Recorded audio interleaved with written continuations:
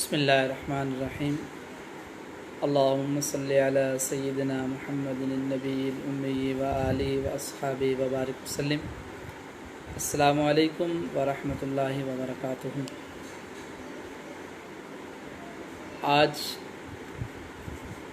کا خصوصی لیکچر قربانی کے حوالے سے اللہ رب العزت نے یہ جو قربانی مجھ پر، آپ پر اور سارے انسانیت پر فرض کی ہے، آپ سب حضرات جانتے ہیں کہ حضرت ابراہیم علیہ السلام کو 3 رات خواب میں زیارت ہوئی کہ جو چیز ان کو سب سے پیاری ہے وہ اللہ کے راستے میں پیش کر رہے ہیں، اور پھر انہوں نے جو ہے اس کو اللہ کے راستے میں قربان کیا۔ تو اس بات کا تذکرہ انہوں نے جب حضرت اسماعیل علیہ السلام سے کیا، جب وہ بڑے ہو گئے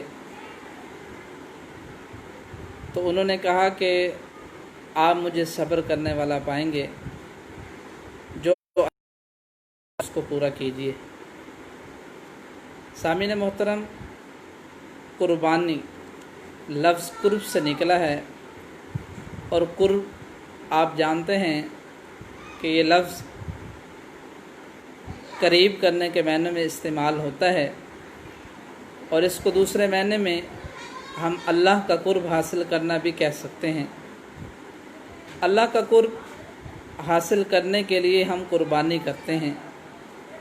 قربانی اس لیے نہیں کی جاتی کہ ہم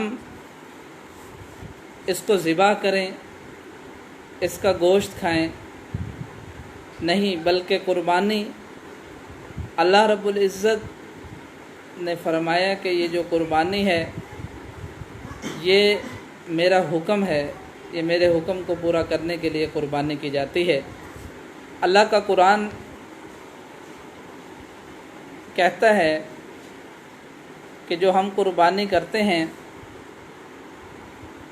اللہ تک تمہاری قربانیوں کا گوشت یا خون ہرگز نہیں پہنچتا، بلکہ تمہارا تقویٰ پہنچتا ہے۔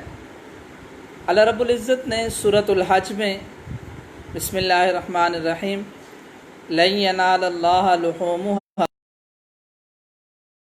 ولکن ینالہ التقویٰ منکم، اللہ رب العزت نے قرآن میں واضح بات ارشاد فرمائی ہے، جس کا مفہوم ہے قربانیوں کا گوشت یا خون ہرگز نہیں پہنچتا، بلکہ تمہارا تقویٰ پہنچتا ہے۔ تقویٰ سامعین محترم، آپ جانتے ہیں کہ تقویٰ کسے کہتے ہیں؟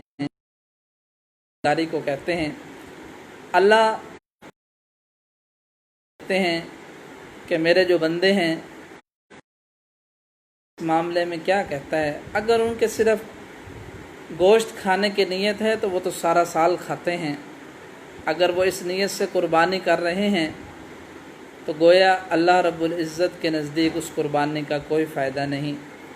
قربانی کا فائدہ تو تب ہے، اللہ کا قرآن کہتا ہے قل ان صلاتی و نسکی و محیای و مماتی للہ رب العالمین، نبی اکرم صلی اللہ علیہ وسلم آپ فرما دیجئے کہ بے شک میری نماز، میری قربانی،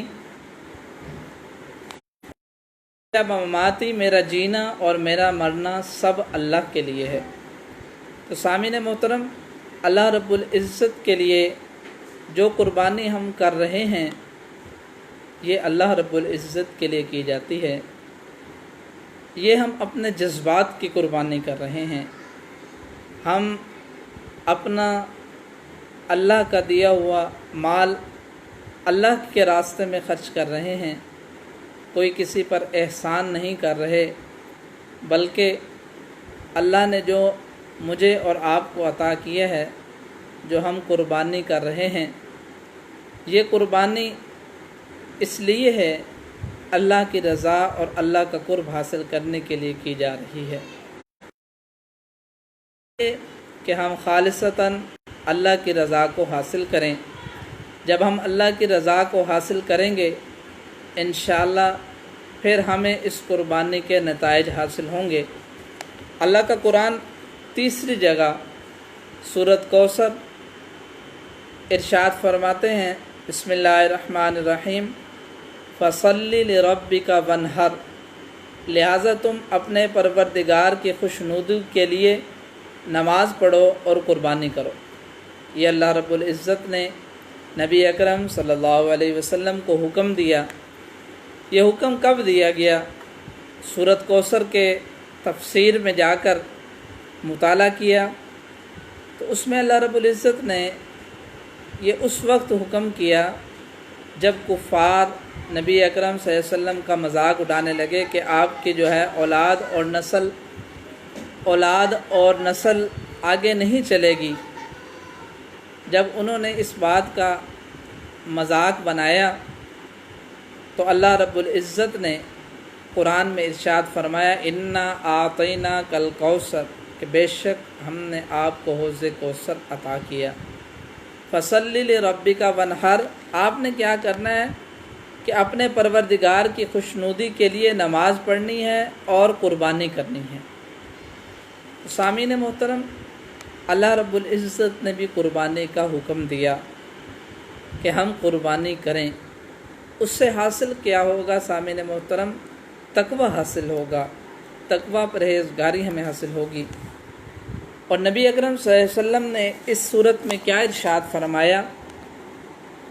نبی کریم صلی اللہ علیہ وسلم کا فرمان کہ بے شک اللہ تمہارے جسموں اور تمہاری صورتوں کو نہیں دیکھتا بلکہ تمہارے دلوں کو دیکھتا ہے۔ تو سامعین محترم، ہماری نیت کیا ہو؟ ہماری نیت اللہ کے رضا کا حصول ہو۔ جب ہم اللہ کی رضا کے حصول کے لیے قربانی کریں گے تو انشاءاللہ وہ قربانی ہمیں فائدہ دے گی۔ جب نبی اکرم صلی اللہ علیہ وسلم کا فرمان ہے کہ جب ذی الحجہ کا مہینہ شروع ہو جائے اور تم میں سے جو قربانی کا ارادہ کرے تو وہ اپنے بال اور ناخن نہ کاٹے۔ یہ حکم دیا گیا کہ ہمیں چاہیے کہ اگر ہم نے قربانی کرنی ہے تب بھی، نہیں کرنی ہے تب بھی، ہمیں چاہیے کہ ہم اپنے بال اور ناخن چاند نظر آنے سے پہلے کاٹ لیں تاکہ جو ہے نبی کریم صلی اللہ علیہ وسلم کے فرمان پر عمل ہو سکے۔ یہ تو سامعین محترم فضیلت ہے کہ اللہ رب العزت قربانی کے ذریعے کیا دے گا، اور وعید نبی کریم صلی اللہ علیہ وسلم کا فرمان ہے کہ جس کو قربانی دینے کی گنجائش ہو اور وہ قربانی نہ دے تو وہ ہماری عیدگاہ میں نہ آئے۔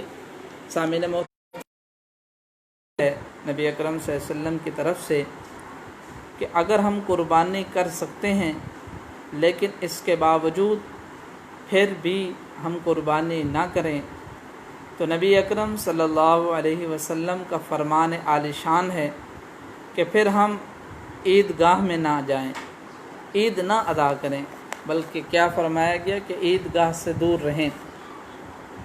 قربانی کی حکمت، قربانی سے تقوی اور اللہ کا قرب ہمیں حاصل ہوتا ہے۔ ہم جب قربانی اللہ کے راستے میں کریں گے تو اس سے ہمیں تقوی اور اللہ کا قرب حاصل ہوگا۔ سامعین محترم، ہمیں چاہیے کہ ہم قربانی اللہ کے راستے میں جو کر رہے ہیں اس کو صحیح معنوں میں ادا کریں اور نیت صرف اللہ کی رضا کے حصول کے لیے ہو۔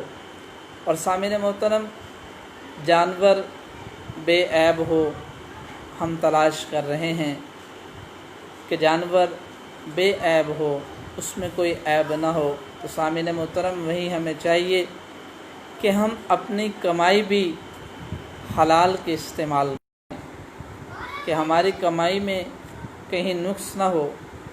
1,00,000 کے جانور سے بہتر ہے کہ ہم 10,000 کے حصہ کریں لیکن ہو حلال کے پیسوں سے۔ سامعین محترم، کن جانوروں کی قربانی جائز نہیں ہے؟ جو جانور کانا ہو اور اس کا کانا پن واضح ہو، جو جانور لنگڑا ہو اور اس کا لنگڑا پن واضح ہو، جو جانور مریض ہو جس کا مرض واضح ہو، جو کمزور ہو اس میں گودا تک نہ ہو، ان جانوروں کی قربانی کرنا جائز نہیں ہے۔ ہمیں چاہیے کہ ہم ایسے جانور کی قربانی کریں جس میں عیب موجود نہ ہو، لیکن اس کے ساتھ ساتھ ہمیں چاہیے کہ ہم اپنے حلال کی کمائی سے کریں، نہ کہ رشوت اور بے ایمانی کے پیسے سے ہم اپنی قربانی کریں۔ اللہ کے ہاں نہ گوشت پہنچنا ہے نہ خون پہنچنا ہے، اللہ کے ہاں صرف میرے اور آپ کی نیت جو ہمارے دلوں میں موجود ہے وہی نیت پہنچنی ہے۔ اس لیے کوشش کریں جہاں ہم قربانی کر رہے ہیں ہم ان باتوں کا خیال رکھیں، اور اس کے ساتھ ساتھ عید کے موقع پر اپنے آس پڑوس کا خیال رکھیں۔ جن حضرات نے قربانی نہیں کی ان کے گھروں تک گوشت کو پہنچائیں، اور ان کا یتیم مساکین بیواؤں کا بھی خاص طور پر خیال رکھیں۔ جہاں عید پر ہمارے گھر والے کپڑے پہن رہے ہوں اچھے اور خوبصورت، وہاں ان تک بھی ہم کپڑوں کو اور لباس کو اور شوز کو اور جوتیوں کو پہنچائیں تاکہ وہ بھی اچھا لباس اور اچھا رہن سہن استعمال کر سکیں۔ اللہ رب العزت سے دعا ہے کہ اللہ رب العزت آنے والی عید کو ہمارے لیے خوشیوں، رحمتوں، برکتوں کا باعث بنائے، اور ہر آنے والی آفت سے، مصیبت سے، بیماریوں سے ہمیں محفوظ فرمائے۔ اور اللہ رب العزت جو کچھ میں نے کہا آپ نے سنا، اور سننا سنانا اپنے دربار میں قبول فرمائے، اور یہ جو قربانی ہم کر رہے ہیں اللہ رب العزت خالصتاً اپنی رضا کے لیے کرنے کی توفیق عطا فرمائے۔ الحمدللہ حمدا کثیرا طیبا مبارکا فی، اللہم صلی علی سیدنا محمد النبی الامی وآلہ واصحابہ وبارک وسلم۔ یا رب کریم ہم کمزور ہیں، ہماری قربانی کمزور ہے، اپنے دربار میں قبول فرمائی۔ اللہ پاک اپنے اعلی شان محنت کے، اپنے اعلی شان کرم کے صدقے اللہ پاک ہم سب پر اپنی خاص رحمت نازل فرمائیے، خاص فضل و کرم نازل فرمائیے۔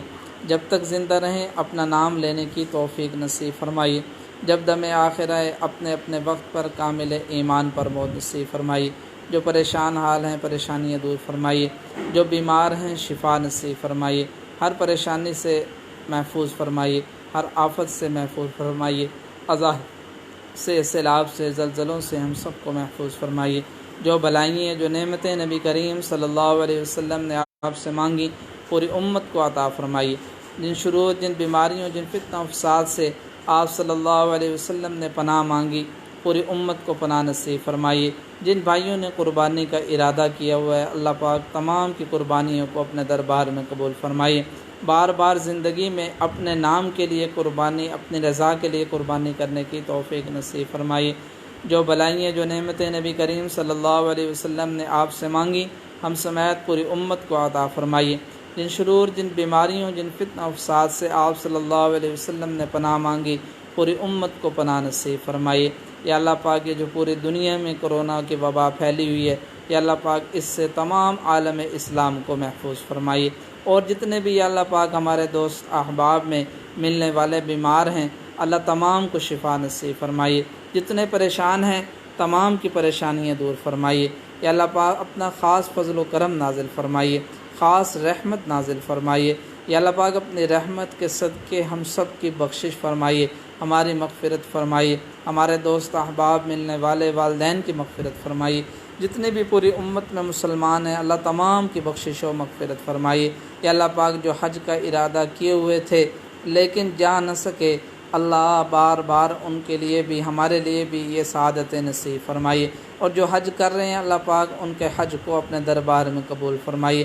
ہر ناگہانی آفت سے محفوظ فرمائیے، ہر مصیبت سے محفوظ فرمائیے، کرم کا فیصلے فرمائیے، رحمت کے فیصلے فرمائیے۔ جو بلائیں جو خیریں جناب محمد رسول اللہ صلی اللہ علیہ وسلم نے آپ سے مانگی، ہم سمیت پوری امت کو عطا فرمائیے۔ جن شرور، جن بیماریوں، جن فتنہ آپ صلی اللہ علیہ وسلم نے پناہ مانگی، یا اللہ پاک پوری امت کو پناہ نصیب فرمائیے۔ جو بلائیں جو خیریں جناب محمد رسول اللہ صلی اللہ علیہ وسلم نے مانگی، پوری امت کو عطا فرمائیے۔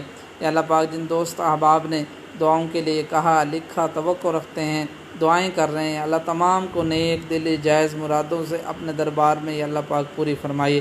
ان کی تمام جو بھی دلوں میں نیک جائز خواہشات، تمنائیں، آرزو ہیں، تمام کو اپنے دربار سے پورا فرمائیے، اور ہم سب کی دعاؤں کو نبی اکرم صلی اللہ علیہ وسلم کے صدقے طفیل قبول فرمائیے۔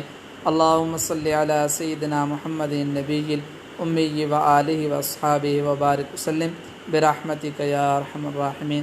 السلام علیکم ورحمۃ اللہ وبرکاتہ۔